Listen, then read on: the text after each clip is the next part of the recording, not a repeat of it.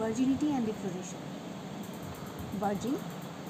A virgin is a female who has never experienced sexual intercourse. Virginity.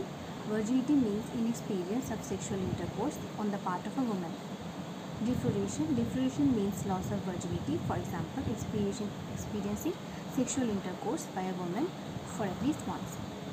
Medical legal importance of virginity and defloration. এক্ষেত্রে চারটা point, সেটা হচ্ছে nullity of marriage, number 2 divorce, তারপর defamation, rape. Nullity of ম্যারেজের মধ্যে দুটো point. Loss of virginity before marriage is not a ground for nullity of marriage. Virginity after marriage indicates non-consummation of marriage by sexual intercourse, which is a ground for nullity of marriage due to the impotency of the husband or wife or frigidity of the wife. Rape. Loss of virginity is related with rape of a virgin. And defamation কিভাবে হয়? False allegation of loss of virginity indicates to defamation of the female. Principal signs of virginity. রেডিতে চারটা পয়েন্টই লেখা, but রিটেনের জন্য Endeavour থেকে লিখতে হবে। রেডিতে যে চারটা পয়েন্ট লেখা এবং স্যার স্লাইডেও একই লেখা, সেটা হচ্ছে যে hymen, an intact hymen, a normal forecheck and normal posterior commissure, an intact vagina with two ghost walls.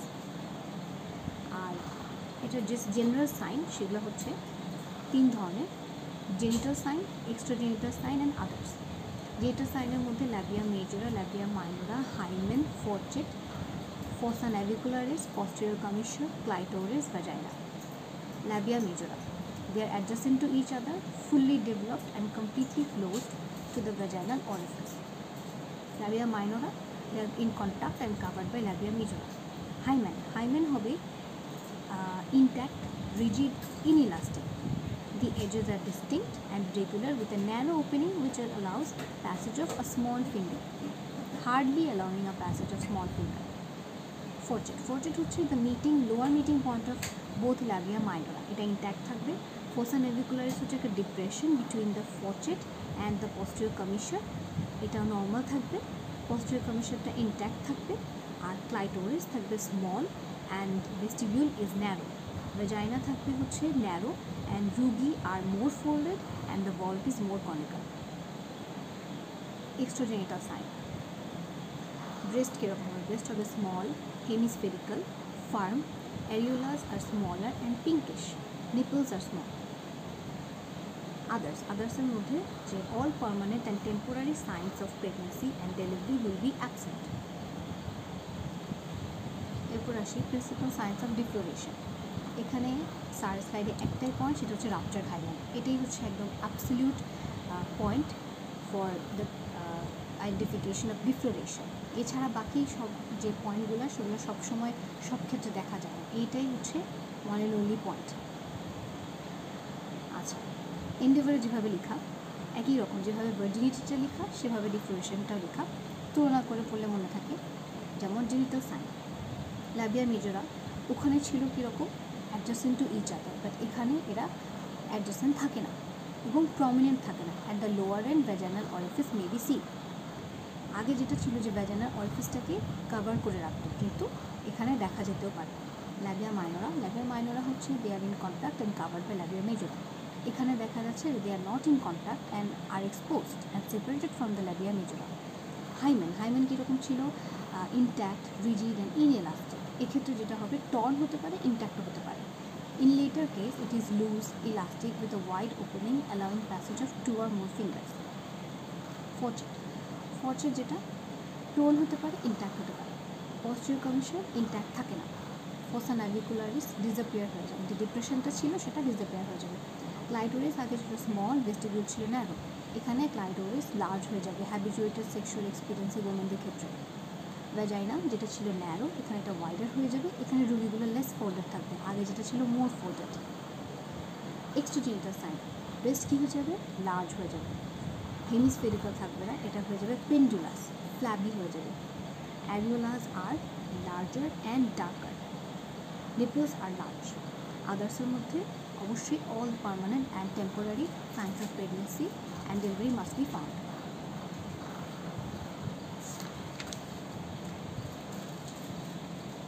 এরপর আছে হাইমেন।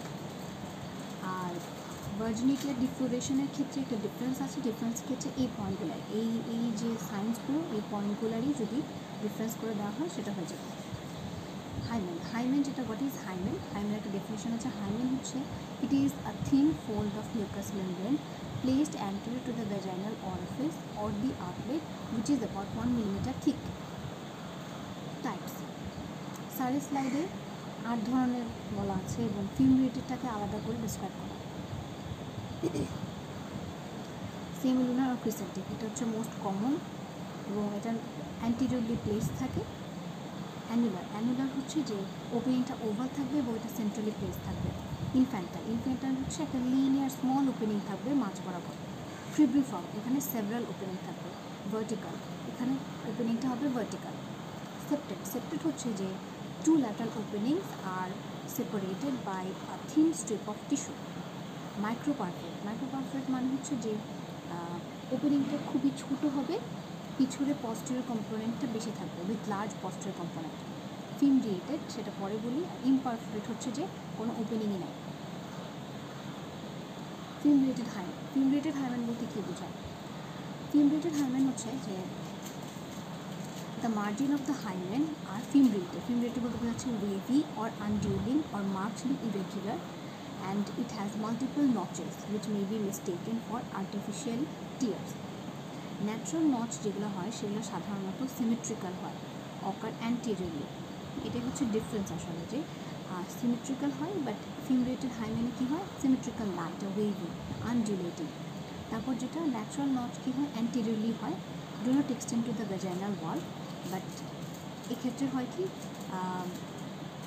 posteriorly থাকে at one or both sides or in the midline and usually extend to the vaginal wall. আবার naturally ক্ষেত্রে যেটা হয়, they are covered with mucous membrane but they are not covered with mucous membrane. তাহলে এখানে difference করতে হবে fimbriated hymen এবং ruptured আর আর্টিফিশিয়ালি টিয়ার্ড হাইমেনের মাঝে। ট্রেড কয়টা? 4টা।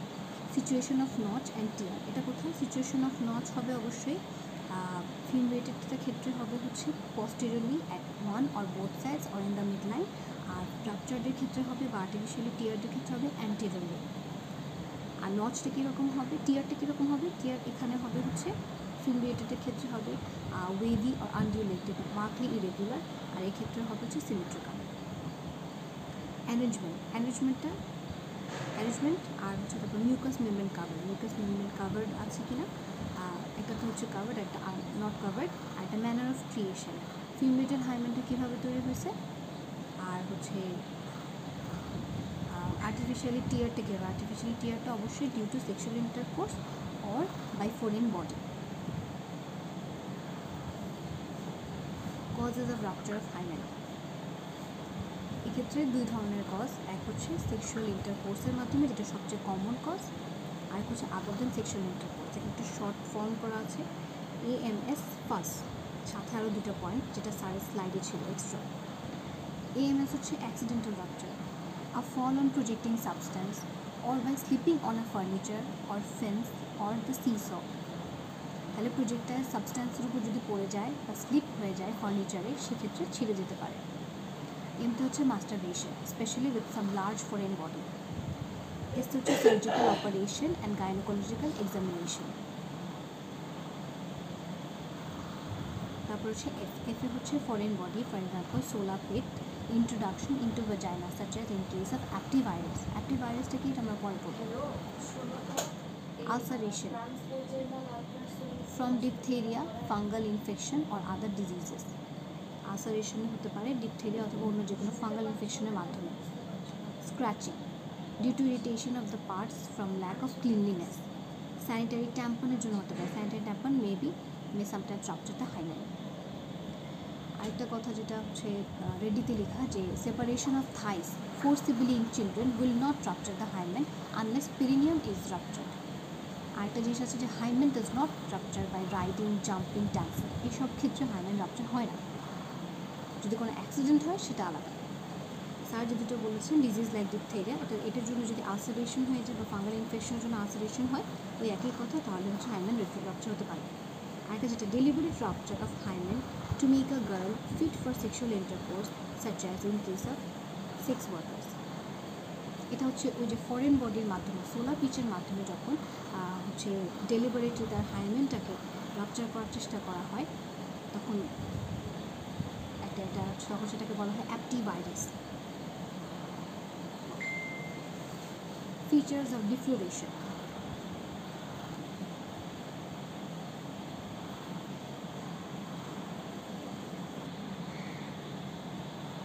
Position. The hymen may be ruptured at 5, 6 or 7 o'clock position posteriorly.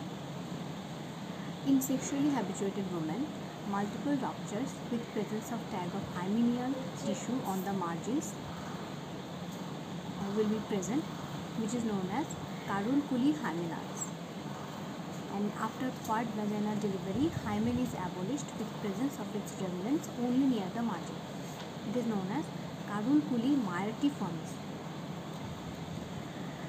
আচ্ছা, কিছু কিছু কন্ডিশনে একজন ডিফ্লেটেড ওমেনের মধ্যে দেখা যাবে যে হাইমেন ইনট্যাক্ট। কী কী কন্ডিশন? 6টা। ফার্স্টে যদি the victim if she is a younger. Number 2 যে মার্জিনাল টিস্যু। নাম্বার 3 হচ্ছে থিক অ্যান্ড ফ্লেশি হাইমেন যদি থাকে। নাম্বার 4 হচ্ছে highly elastic and loose hymen যদি হয়। আর ফরচেড মেবি রাপচার হতে পারে। আর হচ্ছে দেখা যায় changes may occur after repeated sexual intercourse, changes may occur in the labia majora, labia minora, এসব ক্ষেত্রেই কিছু চেঞ্জ হয়ে যায় আফটার রিপিটেড সেক্সুয়াল ইন্টারকোর্স, কিন্তু হাইমেন ইনট্যাক্ট থাকে।